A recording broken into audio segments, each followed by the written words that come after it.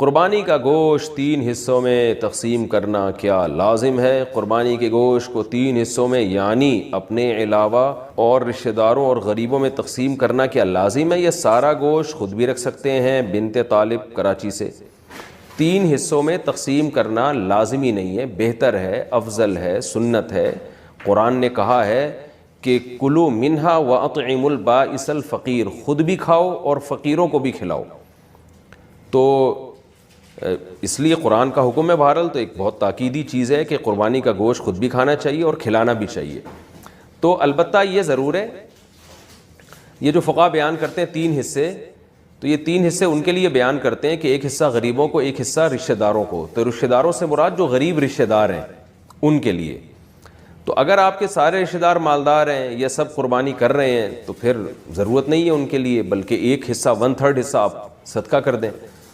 اور اگر آپ خود غریب ہیں تو پھر فقہا نے بیان کیا ہے پھر سارا خود رکھ لینا ہی افضل ہے، کیونکہ اپنے بچوں کا حق دوسروں سے بہرحال زیادہ ہے۔ وہ بعض ایسے غریب پائے جاتے ہیں جن کے بچوں کو پورے سال گوشت کھانے کو نہیں ملتا، بیچارے سبزیاں کھا رہے ہوتے ہیں پورے سال اور وہ بھی صحیح طرح نہیں ملتا ان کو کھانے کو۔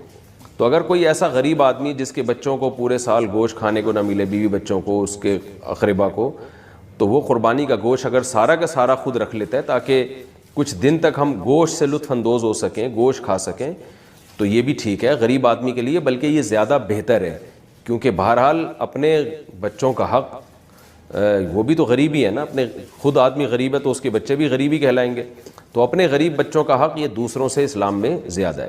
ہاں، جو متوسط درجے کے لوگ ہیں جو گوشت پورے سال کھاتے ہیں یا مالدار لوگ ہیں، ان کے لیے بہرحال افضل یہی ہے کہ کم سے کم 1/3 گوشت وہ صدقہ کریں، کیونکہ آپ تو کھاتے رہتے ہیں، اور 1/3 آپ غریب رشتہ داروں کو کھلا دیں، 1/3 خود کھا لیں۔ تو یہ کوئی اس میں یعنی کوئی لازمی حکم نہیں ہے، افضل حکم ہے یہ۔ قربانی کا گوشت کتنے دن تک استعمال کر سکتے ہیں؟ قربانی کا گوشت کتنے دن تک استعمال کر سکتے ہیں؟ عثمان گوجراں والا، جتنے دن آپ کا فریج برداشت کر لے تو جائز ہے، پورا سال بھی اسٹور کر سکتے ہیں آپ، لیکن افضل یہی ہے کہ ویسے بھی اللہ کو پسند نہیں ہے، اگر آپ مالدار ہیں تو ذخیرہ اندوزی اور چیزوں کو جمع کرنا ایک نامناسب سا کام ہے۔ ویسے بھی گوشت کی جو تازگی ہے وہ ختم ہو جاتی ہے، تو قرآن کہتا ہے کھاؤ بھی کھلاؤ بھی، قربانی کے گوشت کے بارے میں قرآن کہہ رہا ہے، تو کھائیں، جتنا تازہ کھا سکتے ہیں کھا لیں، باقی کھلا دیں، لوگوں میں بانٹ دیں، غریبوں کو دے دیں۔ تو اگر آپ غریب ہیں اور آپ کو کے بچوں کو گوشت نہیں ملتا پورے سال کھانے کو، تو پھر اسٹور کریں، پھر کوئی حرج نہیں ہے اس میں، پورے سال چلا دیں، آپ بچے کھاتے رہیں اس میں سے۔ لیکن اگر آپ غریب نہیں ہیں، متوسط ہیں یا مالدار ہیں، تو پھر بہتر یہی ہے کہ جتنا کھا سکتے ہیں کھائیں، اور جو بجائے 6 مہینے اسٹور کرنے کے جب گوشت کا ذائقہ بھی خراب ہو جائے گا، تو بہتر یہی ہے کہ اس کو کھا کے تقسیم کر دیں اس کو۔ لیکن یہ کوئی لازمی حکم نہیں ہے، شریعت میں جائز ہے، آپ پورے سال بھی اسٹور کر سکتے ہیں۔ قربانی کا گوشت کیا غیر مسلم کو دے سکتے ہیں؟ قربانی کا گوشت غیر مسلم کو دینا کیسا ہے؟ یہاں اکثر غیر مسلم کے ساتھ کاروبار وغیرہ کے معاملات ہوتے ہیں اور وہ بے تکلفی سے گوشت کا سوال کر دیتے ہیں، اس بارے میں شرعی کیا حکم ہے؟ خالد خان یو پی سے۔ جی بالکل جائز ہے قربانی کا گوشت غیر مسلم کو دینا، خاص طور پر اگر وہ آپ کا کلیگ ہے یا آپ کے پڑوس میں رہتا ہے۔ تو قرآن مجید میں اللہ تعالیٰ نے کوئی بھی شخص، کوئی بھی انسان جو آپ کے ساتھ جس کا اٹھنا بیٹھنا ہو، اللہ تعالیٰ نے اس کے ساتھ اچھے سلوک کا حکم دیا ہے۔ تو 5ویں پارے کی ابتدائی آیات ہیں جس میں اللہ تعالیٰ نے حکم دیا ہے وَاعْبُدُوا اللَّهَ، 5ویں پارے کی ابتدائی آیات نہیں ہے، آیت کا ریفرنس مجھے یاد نہیں ہے، آیت یاد ہے، وَاعْبُدُوا اللَّهَ وَلَا تُشْرِكُوا بِهِ شَيْئًا وَبِالْوَالِدَيْنِ إِحْسَانًا وَبِذِي الْقُرْبَى وَالْيَتَامَى وَالْمَسَاكِينِ وَالْجَارِ ذِي الْقُرْبَى وَالْجَارِ الْجُنُوبِ وَالصَّاحِبِ بِالْجَنبِ وَابْنِ السَّبِيلِ۔ اس میں ہر قسم کے پڑوسی کے اللہ نے حقوق بیان کیے، جو بھی تمہارے ساتھ اٹھتا بیٹھتا ہے، کلاس فیلو ہے، سفر میں تمہارا ساتھی ہے، یا تمہارے گھر کے دیوار کے ساتھ اس کی دیوار لگتی ہے، کوئی بھی شخص جس سے آپ کا کسی بھی قسم کا لنک ہے، تو اللہ نے فرمایا کہ اس کے ساتھ اچھا سلوک کرو۔ اچھے سلوک میں اس کو گفٹ دینا بھی داخل ہے۔ نبی صلی اللہ علیہ وسلم بعض یہودیوں کو بھی تحفے تحائف آپ نے دیے ہیں۔ تو قربانی کا گوشت بھی ایسا ہی ہے، آپ کی ملکیت ہے، جس کو چاہیں آپ دیں، اور خاص طور پر کوئی غیر مسلم اگر مانگ رہا ہو تو اس کو تو لازمی دینا چاہیے، کیونکہ پھر ایسی صورت میں نہ دینا یہ بد اخلاقی کے زمرے میں آتا ہے، اور پھر ایک اسلام کا امیج بھی اچھا نہیں جائے گا لوگوں کے سامنے۔ شوہر بیوی کی طرف سے قربانی کرے تو گوشت کس کا ہوگا؟ اگر شوہر بیوی کی طرف سے قربانی کرے تو گوشت کس کی ملکیت ہوگا، شوہر کا یا بیوی کا؟ فرحین کراچی سے۔ بیوی اس کی مالک ہوگی، کیونکہ جب کسی کی طرف سے قربانی کی جاتی ہے تو اس میں اس کا وکیل بن کے کی جاتی ہے، یعنی یہ اس کا مطلب یہ ہوتا ہے کہ اصل قربانی وہ کر رہا ہے، یہ ان کے نمائندہ بن کے قربانی کر رہا ہے۔ تو پیسے کوئی بھی خرچ کرے، مالک وہی ہوگا جس کی طرف سے قربانی کی جا رہی ہے۔ تو شوہر کی طرف سے گویا کہ یہ پیسے گفٹ سمجھے جائیں گے، یوں سمجھا جائے گا گویا شوہر نے پیسے بیوی کو گویا ہدیہ دے کے اس کی طرف سے قربانی کی ہے، تو وہ اس لیے مالک عورت ہی سمجھی جائے گی اس سے گوشت کی۔ جانور کا سینگ ٹوٹ جائے تو قربانی کا حکم۔ ہم نے قربانی کے لیے بیل خریدا ہے لیکن کسی وجہ سے اس کا ایک سینگ بالکل جڑ سے ٹوٹ چکا ہے، تو کیا اس کی قربانی ہو جائے گی یا نہیں، یا دوسرا جانور خریدنا ہوگا؟ اگر جڑ سے بالکل اکھڑ گیا ہے، ایک تو ہوتا ہے نا ٹوٹ جانا جڑ سے کہ اس کی جڑ باقی ہے اور وہ اگ سکتا ہے دوبارہ، تو قربانی جائز ہے، لیکن اگر بالکل اکھڑ گیا ہے اور اس کا اندر کا مغز نظر آنا شروع ہو جاتا ہے ایسی صورت میں، تو اگر اکھڑ گیا تو پھر اس کی قربانی ٹھیک نہیں ہے، آپ کو دوسرا جانور خریدنا پڑے گا اگر آپ مالدار ہیں۔ دم کٹے ہوئے جانور کی قربانی۔ دم کٹے ہوئے جانور کی قربانی کیسی ہے؟ شبیر احمد۔ آدھے سے زیادہ اگر جانور کی دم کٹ گئی ہے تو پھر اس کی قربانی جائز نہیں ہے، آدھے سے کم کٹی ہے تو پھر جائز ہے۔ بیرون ملک والے پاکستان میں قربانی کیسے کریں؟ میں سعودی عرب میں رہتا ہوں، میرا پاکستان میں قربانی کرنے کا ارادہ ہے، جبکہ پاکستان میں ایک دن بعد عید ہوتی ہے، اس میں کوئی حرج تو نہیں؟ اختر شاہ سعودی عرب سے۔ اگر آپ کی قربانی سعودی عرب والے دن کے حساب سے یہاں ہوگی تو پھر قربانی نہیں ہوگی، آپ یہاں عید کا پہلا دن ہوگا اور سعودی عرب میں دوسرا دن ہوگا تو پھر قربانی آپ کی جائز ہے، کیونکہ دونوں جگہ بقرعید ہونا ضروری ہے۔ تو اسی وجہ سے اللہ نے بقرعید کے شاید 3 دن رکھے ہیں کہ کسی 3 دن میں یہ ہوتا ہے کہ کوئی نہ کوئی دن میچ کر رہا ہوتا ہے کسی دوسرے ملک سے، تو ایسے دن قربانی کریں گے جس دن آپ کے ہاں بھی بقرعید ہو اور یہاں بھی بقرعید ہو۔ تو دوسرا دن اکثر ایسا ہوتا ہے کہ سعودی عرب میں جو دوسرا دن ہے یہاں پہلا دن ہوتا ہے، تو ایسی صورت میں آپ کی قربانی یہاں ہو جائے گی۔ امریکہ والے پاکستان میں پہلے دن قربانی کر سکتے ہیں اگر پاکستان اور امریکہ میں ایک ہی دن عید ہو، تو اگر ہم پاکستان میں قربانی کریں تو وہ ہم سے 12 گھنٹے آگے ہے، کیا اس کی وجہ سے ہماری قربانی پر کوئی اثر تو نہیں پڑے گا؟ شہاب اظہار امریکہ سے۔ دونوں جگہ بقرعید ہونا ضروری ہے۔ جب آپ امریکہ میں قربانی کریں گے تو یہاں چونکہ 12 گھنٹے آگے ہے تو یہاں پر 12 گھنٹے بقرعید کو گزرے ہوئے ہو چکے ہوں گے، تو اس لیے یہاں قربانی درست ہوگی۔ لیکن پاکستان والا اگر امریکہ میں قربانی کرے گا تو پھر یہ ضروری ہے کہ وہ 12 گھنٹے گزار کے کرے، کیونکہ یہاں قربانی ہے اور ابھی امریکہ میں صبح صادق ہی نہیں ہوئی ہے تو پھر قربانی نہیں ہوگی۔ تو ایسا ٹائم پہ قربانی ہوگی کہ دونوں جگہ بقرعید داخل ہو چکی ہو، پھر قربانی درست ہو جائے گی۔ بقرعید ہے وہ عن قریب آنے والی ہے، چند دن رہ گئے ہیں اس میں، تو ارادہ ہوا کہ ایک مختصر سی بات ریکارڈ کروا دی جائے لوگوں کو قربانی کی ترغیب کے لیے۔ بیانات تو اس پر بہت سارے علماء کے الحمدللہ موجود ہیں، خود میرے بیانات بھی اس بارے میں موجود ہیں، لیکن ایک مختصر بات جس میں لوگوں کو ایک ترغیب ہو تاکہ وہ اس سے غافل نہ ہوں۔ تو پہلا مسئلہ تو یہ ہے کہ قربانی یہ ضروری ہے، کیونکہ قرآن مجید میں اللہ تعالیٰ کا ارشاد ہے انا اعطیناک الکوثر فصلی لربک وانحر ان شانیک هو الابتر، کہ اے نبی صلی لربک، آپ اپنے رب کے لیے نماز پڑھیے، وانحر اور قربانی کیجیے۔ تو نبی صلی اللہ علیہ وسلم کو اللہ نے اس کا حکم دیا ہے، اور ظاہر ہے جس بات کا نبی کو حکم ہوتا ہے امت کو بھی اسی کا حکم ہوتا ہے، جب تک کہ نبی کی خصوصیت کی ہمارے پاس کوئی دلیل نہ ہو۔ تو اس آیت سے بھی استدلال کیا گیا ہے کہ قربانی ایک محض ایک مستحب عمل نہیں ہے بلکہ صاحب استطاعت پر لازم ہے۔ اسی طرح رسول اللہ صلی اللہ علیہ وسلم نے ارشاد فرمایا من وجد سعة لأن يضحي فلم يضحي فلا يقربن مصلانا، کہ جس کے پاس گنجائش تھی قربانی کرنے کی اور اس نے قربانی نہ کی وہ ہماری عیدگاہ میں ہرگز نماز پڑھنے نہ آئے۔ اس حدیث کی صحیح اور ضعیف ہونے میں علماء نے اختلاف کی ہے، اکثر محققین کے نزدیک یہ حدیث صحیح ہے، اور ویسے بھی عبادات میں احتیاط کے پہلو کو ترجیح دی جاتی ہے، تو اس لیے اس میں احتیاط کا پہلو یہی ہے کہ اس کو واجب قرار دیا جائے صاحب استطاعت پر۔ اور رسول اللہ صلی اللہ علیہ وسلم نے خود کبھی قربانی کا ناغہ نہیں کیا۔ بعض حضرات یہ کہتے ہیں کہ حضرت ابوبکر اور عمر رضی اللہ عنہما جو تھے وہ قربانی نہیں کرتے تھے اپنے دور خلافت میں۔ اس کا علماء نے جواب یہ دیا ہے کہ چونکہ وہ غریب تھے، مسکین تھے، حضرت عمر رضی اللہ تعالیٰ عنہ کے تو کپڑوں کے پیوند گنے جا سکتے تھے، جن کے پاس پیوند لگانے کے پیسے نہ ہو وہ بیچارے قربانی کہاں کریں گے۔ تو اسی وجہ سے انہوں نے قربانی نہیں کی، ورنہ یہ ممکن نہیں ہے کہ ابو بکر و عمر جو نبی صلی اللہ علیہ وسلم کی سنتوں پہ باقی پوری امت سے زیادہ حریص تھے، وہ کیسے سنت کو ترک کر سکتے ہیں۔ رہا یہ مسئلہ کہ انہوں نے اس لیے قربانی نہیں کی کہ لوگ اس کو واجب نہ سمجھیں، تو واجب نہ سمجھنے کا مطلب بھی زیادہ جو دلیل کے لحاظ سے قوی معلوم ہوتا ہے وہ یہ کہ لوگ غریب پر بھی قربانی کو واجب نہ سمجھیں، کیونکہ وہ بھی اگر کرتے تو لوگ یہ سمجھتے کہ غریب آدمی پر بھی قربانی واجب ہے۔ بہرحال جو حضرات قربانی کے واجب ہونے کے قائل نہیں ہیں، سنت مؤکدہ تو بہرحال وہ مانتے ہی ہیں، اور سنت مؤکدہ بھی ایک اہم سنت ہوتی ہے، ایسی سنت جس کا ترک کرنے والا قابل ملامت ہوتا ہے، تو اس لیے بڑھ چڑھ کے حصہ لینا چاہیے۔ رسول اللہ صلی اللہ علیہ وسلم نے ہمیشہ قربانی کی ہے، 2 مینڈھے ذبح کی آپ صلی اللہ علیہ وسلم نے، ایک اپنی طرف سے ایک امت کی طرف سے۔ آپ اس سے ایصال ثواب کے لیے بھی قربانی کر سکتے ہیں، اپنی طرف سے، اپنے مرحوم والدین کی طرف سے، تو والدین کو ثواب پہنچانے کا بھی ایک بہترین موقع ہے۔ اور نبی صلی اللہ علیہ وسلم نے ارشاد فرمایا، حضرت عائشہ رضی اللہ تعالی عنہ سے مروی ہے کہ قربانی کے ان ایام میں اللہ تعالیٰ کو جانور کا خون بہانے سے زیادہ کوئی عمل محبوب نہیں ہے۔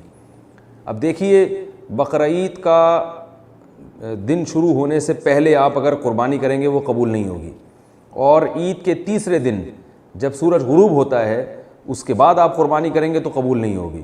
تو یہ 3 دن اللہ نے دیے ہیں۔ بعض حضرات کہتے ہیں 4 دن قربانی ہے، وہ دلیل کے لحاظ سے بہت کمزور ہے، اس پر میں ایک بیان کر چکا ہوں، دوبارہ انشاءاللہ ریکارڈ کرواؤں گا کہ قرآن و سنت کی روشنی میں قربانی کے صرف 3 دن ہیں۔ تو ان 3 دنوں میں آپ قربانی کریں گے تو اللہ تعالیٰ کو جانور کا خون بہانے سے زیادہ ان دنوں میں کوئی عمل محبوب نہیں ہے۔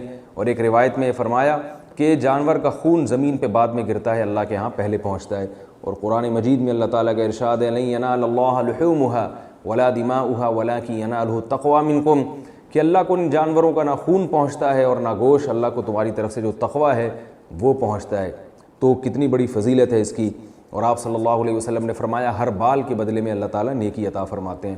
اور بڑی زبردست بات یہ ہے کہ جب آپ جانور قربان کرتے ہیں وہ اللہ کی ملکیت میں داخل ہو جاتا ہے، یہی وجہ ہے کہ اس کے گوشت کا بیچنا جائز نہیں ہے، اگر بیچ دیا تو قیمت صدقہ کرنی پڑے گی۔ حتیٰ کہ قربانی کے جانور کی رسی بھی آپ فروخت نہیں کر سکتے، اگر آپ نے فروخت کر دیا تو قیمت کو صدقہ کرنا پڑے گا۔ یہ سب اس بات کی علامتیں ہیں کہ جب آپ نے جانور ذبح کر دیا اللہ کے لیے تو اللہ کی ملکیت میں چلا گیا۔ ویسے بھی سب چیزیں اللہ کی ملکیت میں ہیں، لیکن ظاہری طور پر اللہ نے ہماری ملکیت فرض کی ہوئی ہے کہ چلو تم سمجھو کہ تمہاری ملکیت ہے، لیکن قربانی ہر لحاظ سے اللہ کی ملکیت میں وہ جانور چلا جاتا ہے۔ پھر اللہ ہمیں اجازت دیتے ہیں کہ میری طرف سے دعوت ہے، تم اس کو کھا سکتے ہو۔ اسی وجہ سے بقرعید کے دنوں میں روزے کو حرام قرار دے دیا گیا کہ یہ اللہ کی دعوت سے اعراض ہے، تو اس لیے اس میں بڑھ چڑھ کے حصہ لینا چاہیے، جانور کو قربان کرنا چاہیے۔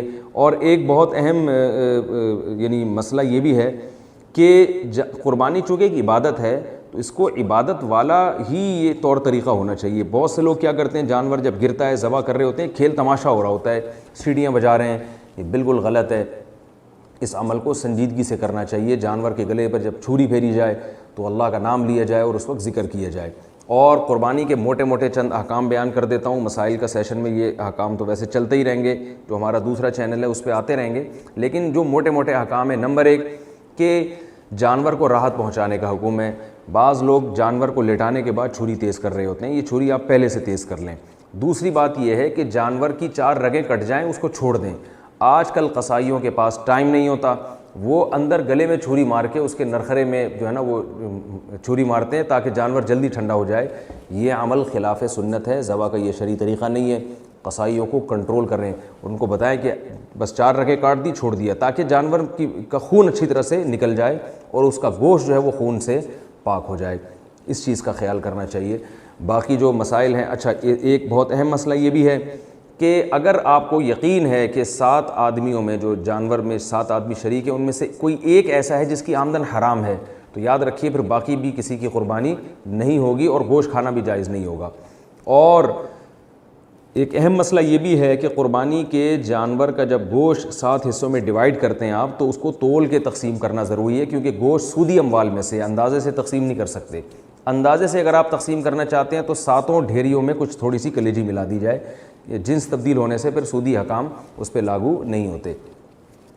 یہ کچھ موٹے موٹے حکام ہیں، باقی اللہ تعالیٰ سے دعا ہے کہ اللہ تعالیٰ ہم سب کی قربانی کو قبول فرمائے۔ اور میں تو سب حضرات سے کہتا ہوں کہ قربانی کا تو مزہ الحمدللہ پاکستان میں ہی آتا ہے۔ سعودی عرب میں بھی سلاؤٹر ہاؤس بنے ہوئے ہیں، لوگ یعنی کھلے عام قربانی نہیں کرتے، ایک سلاؤٹر ہاؤس میں جا کے کرتے ہیں، دبئی، ابو ظہبی اور دوسرے ممالک میں تو ہے ہی۔ یہ اللہ نے ہمیں یہاں سہولت دی ہے کہ ہم جانوروں کو گلی میں لے کے گھومتے ہیں، سیلیبریٹ کرتے ہیں جس طرح سے کرنا چاہیے کہ عید کو، مسلمانوں کے تہوار کو۔ عرب علماء بھی اس پر تنبیہ کرتے ہیں کہ قربانی کے جانور کو یعنی اس کی نمائش ہونی چاہیے، کیونکہ یہ شعائر اللہ میں سے ہے۔ یہ چھپ چھپا کے قربانی کرنا یہ اتنا پسندیدہ عمل نہیں ہے، کیونکہ شاعر اللہ ہے، عید ہے، تو شاعر کہتے ہیں کہ جس کو کھلے عام کیا جائے، جیسے عید کی نماز حکم ہے کہ مسجد میں نہ پڑھو، میدان میں پڑھو، کھلے عام پوری دنیا کو دکھاؤ، تو ایسے ہی قربانی شاعر اللہ میں سے ہے، اس کو کھلے عام کرنا چاہیے۔ اللہ تعالیٰ سے دعا ہے کہ اللہ تعالیٰ اس عید کو ہمارے لیے واقعی حقیقی عید بنائے اور ہمیں بڑھ چڑھ کے قربانی کرنے کی توفیق عطا فرمائے، اور اس میں ہمیں ان غریبوں کا بھی خیال کرنا چاہیے جو قربانی کر نہیں سکتے، تو ان کے لیے گوشت بھی ہمیں صدقہ کرنا چاہیے تاکہ قربانی کے ساتھ ساتھ ہمیں صدقہ کا ثواب بھی ملے۔ لوگوں کو قربانی کے بیسک مسائل بتائے جائیں، لوگ بہت زیادہ جو سوالات پوچھتے ہیں، تو اس پہ میں نے کچھ اشارے لکھ لیے اپنے سامنے تاکہ جو سوال بہت زیادہ پوچھے جاتے ہیں میں ان کے بارے میں ریکارڈ کروا دوں۔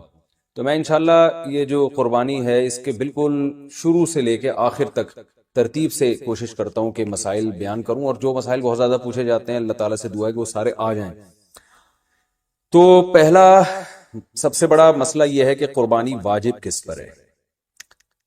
قربانی واجب کس پر ہے؟ لم سم عوام کی سہولت کے لیے ایک نصاب بیان کرتا ہوں جو علماء بتاتے ہیں، 52.5 تولہ چاندی، دیکھ لیے گا نیٹ پر۔ تو اتنی مالیت کا کسی کے پاس سونا ہو یا چاندی ہو یا تجارتی مال ہو، تجارتی مال کہتے ہیں وہ سامان جو بیچنے کے لیے آپ نے خریدا ہے، یا کیش رقم ہو، یا یہ کہ ضرورت سے زائد سامان، ضرورت سے زائد سامان کہتے ہیں وہ سامان جو پورے سال بھی استعمال نہ ہوتا ہو۔ تو ایسی کوئی چیز اگر آپ کے پاس اتنی مالیت کی پڑی ہوئی ہے، یا ایک نہیں 2-4 چیزیں مل کے اتنی مالیت کو پہنچ جاتی ہیں، یعنی خلاصہ یہ نکلا کہ آپ کے جو استعمال میں آنے والی چیزوں کے علاوہ آپ کے پاس اتنی مالیت کی مال موجود ہے، اور ضروری خرچے اس میں سے نکال دیں، قرضے نکال دیں، وہ سب نکال کے بھی اتنے پیسے آپ کے پاس بچتے ہیں 50، 55، 60 ہزار تک، تو پھر آپ پر قربانی واجب ہے۔ یہ بہت مختصر بتا رہا ہوں کیونکہ اگر میں اس کی نصاب کی ڈیٹیل میں گیا تو پورا کلپ اسی میں نکل جائے گا، تو لم سم ایک بتا رہا ہوں آپ کو کہ اتنا اماؤنٹ کسی کے پاس ہو تو اس پر قربانی واجب ہے۔ پھر بھی سمجھ میں نہ آئے تو اس بارے میں میرے دوسرے کلپ یوٹیوب پہ آپ کو مل جائیں گے، یا دوسرے علماء سے آپ تفصیل پوچھ لیں، وہ انشاءاللہ آپ کو ڈیٹیل بتا دیں گے، کیونکہ نصاب میں اگر میں زیادہ ڈیٹیل میں گیا تو بہت ہی لمبی بات ہو جائے گی پھر۔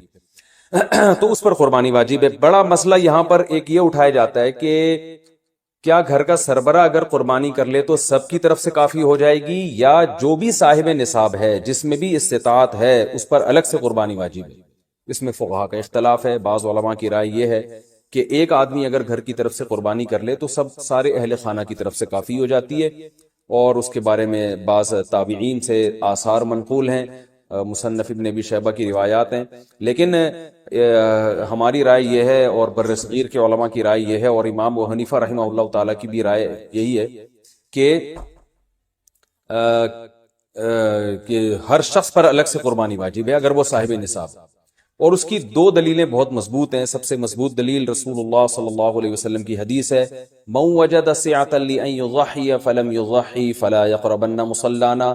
آپ صلی اللہ علیہ وسلم نے فرمایا جس کے پاس قربانی کی طاقت تھی اور اس نے قربانی نہیں کی تو وہ ہماری عیدگاہ کے قریب بھی نہ پھٹکے۔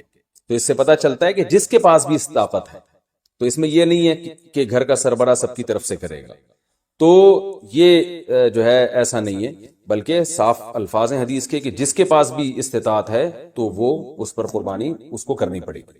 اور دوسری دلیل یہ ہے کہ عبادات میں کہیں بھی ایسا نہیں ہوتا کہ ایک کی عبادت دوسرے کی طرف سے کافی ہو جائے، تو اس پر قیاس کا تقاضا بھی یہی ہے کہ جب اسلام میں کوئی بھی ایک عبادت دوسرے کی طرف سے کافی نہیں ہوتی تو یہ کیسے ممکن ہے کہ قربانی جو مستقل سنت ابراہیمی ہے وہ ایک کرے اور دوسری کی طرف سے بھی وہ خود بخود ادا ہو جائے؟ تو یہ اس کا بھی تقاضا ہے۔ بعض حضرات یہ دلیل دیتے ہیں کہ حضرت ابو بکر اور عمر رضی اللہ عنہما قربانی نہیں کرتے تھے۔ اچھا سوری، یہ دوسرے مسئلے کی دلیل ہے۔ تو پہلا تو یہ ہو گیا کہ قربانی ہر صاحب استطاعت پر لازم ہے۔ بیگم کے پاس اگر زیور ہے اور اتنی مالیت کا ہے تو اس پر بھی قربانی واجب ہے۔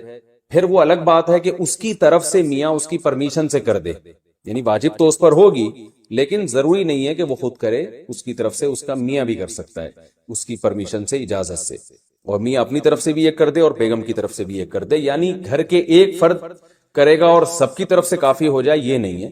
بلکہ ہر فرد کو الگ کرنی پڑے گی. وہ الگ بات ہے کہ اپنے پیسے سے کرنا ضروری نہیں ہے، وہ فرد خود کرے یا کسی سے کروا دے. پھر جب کسی سے قربانی کروائے گا تو اس کو پیسے دے، یا جو قربانی اس کی طرف سے کر رہا ہے وہ خود اپنے پیسے استعمال کر لے تو بھی ٹھیک ہے. یعنی یہ بھی ٹھیک ہے کہ آپ کے جو ابا ہیں، آپ کے جو والد صاحب ہیں، وہ قربانی کر رہے ہیں اور سب بالغ بچوں کی طرف سے کر رہے ہیں، پیسے کسی سے نہیں لے رہے تو بھی ٹھیک ہے، کوئی حرج نہیں. یا شوہر بیوی کی طرف سے کر رہا ہے اور پیسے نہیں لے رہا اس سے تو بہت اچھی بات ہے، ایسا نیک شوہر اللہ میاں سب کو دلائے. تو یا بیگم صاحبہ کر رہی ہیں اپنے خرچے پہ اور میاں کی طرف سے بھی کر رہی ہیں، میاں سے پیسے نہیں لے رہی ہیں، سبحان اللہ، بہت اچھا لگا آپ کو سن کے، تو ہمیں بھی بہت اچھا لگا.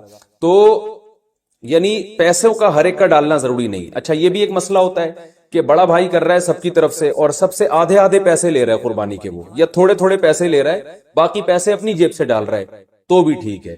یعنی جس کی طرف سے قربانی ہو رہی ہے اس کے لیے خود سے پیسے یعنی خرچ کرنا ضروری نہیں ہے، اس کی طرف سے اگر کوئی اور خرچ کر دیتا ہے تو بھی ٹھیک ہے، چاہے پورے پیسے خرچ کرے یا آدھے پیسے خرچ کرے. قرضہ لے کے بھی قربانی کی جا سکتی ہے، آپ کے پاس اگر پیسے نہیں ہیں تو آپ قرضہ لے کے کر سکتے ہیں، اگر آپ کو یقین ہے کہ میں یہ قرضہ بعد میں لوٹا سکتا ہوں. البتہ قرضہ کھا کے قربانی ٹھیک نہیں ہے کہ آپ نے کسی کا قرضہ دینا ہے، وہ مانگ رہا ہے، دروازے پہ کھڑا ہوا ہے، وہ دے نہیں رہے اور آپ اس کے پیسوں سے بکرے کاٹ رہے ہیں، آپ یہ ٹھیک نہیں ہے. یہ آخرت کے لیے بھی نقصان دہ اور وہ بکرے کے لیے تو نقصان دہ بہرحال ہے ہی ہے. تو ایک مسئلہ تو یہ ہو گیا. دوسرا مسئلہ یہ ہے کہ قربانی کیا واجب ہے یا سنت ہے؟ تو اس بارے میں بھی دونوں رائے ملتی ہیں علماء کی. جو علماء کہتے ہیں سنت ہے وہ بھی عام سنت نہیں مانتے بلکہ سنت مؤکدہ. سنت مؤکدہ کا مطلب جو نہیں کرے گا قابل ملامت ہوگا. اور امام ابو حنیفہ رحمہ اللہ تعالیٰ کی رائے کے مطابق یہ واجب ہے، اور اس کی دلیل وہی ہے کہ پہلی بات تو یہ کہ عبادت ہے اور عبادت میں احتیاط کے پہلو کو ترجیح دی جاتی ہے، کیونکہ احتیاط اسی میں ہے کہ اس کو اگر واجب قرار نہیں دیتے تو بہت سے لوگ قربانی کا فریضہ چھوڑ سکتے ہیں اور اس بات کا خطرہ موجود ہے کہ قیامت میں ان کو گناہ نہ ملے. تو اس لیے احتیاط کے پہلو کو ترجیح جائے گی. اور مضبوط دلیل امام حنیفہ کی قرآن نبی صلی اللہ علیہ وسلم کی وہی حدیث ہے، من وجد سعۃ لأن یضحی فلم یضحی فلا یقربن مصلانا. آپ صلی اللہ علیہ وسلم نے فرمایا جس کے پاس قربانی کی گنجائش تھی اور اس نے قربانی نہیں کی وہ ہماری عیدگاہ کے قریب بھی مت پھٹکے. آپ صلی اللہ علیہ وسلم 10 سال مدینہ منورہ رہے، ہمیشہ آپ صلی اللہ علیہ وسلم نے قربانی کی.